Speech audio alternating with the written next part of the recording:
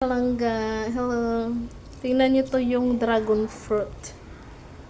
Ayan. Tingnan nyo to ang lalaki. Dito sa Vietnam ngayon, ang kilo nito ay 10,000 dong. Ano siya?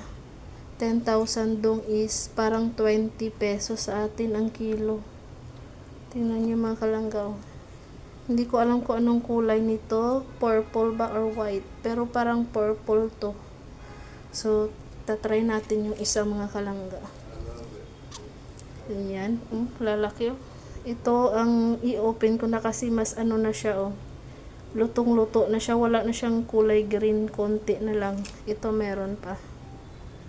Tapos ito ay ilan na lang ang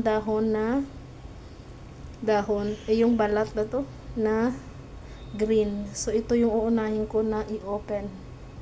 Taran! Ito na mga kalangga. Sa personal, purple talaga ang kulay nito.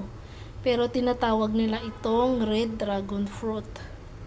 Pero purple po ang kanyang kulay. Tingnan nyo. Purple po yan. Hindi red. So, yan lang. Bye!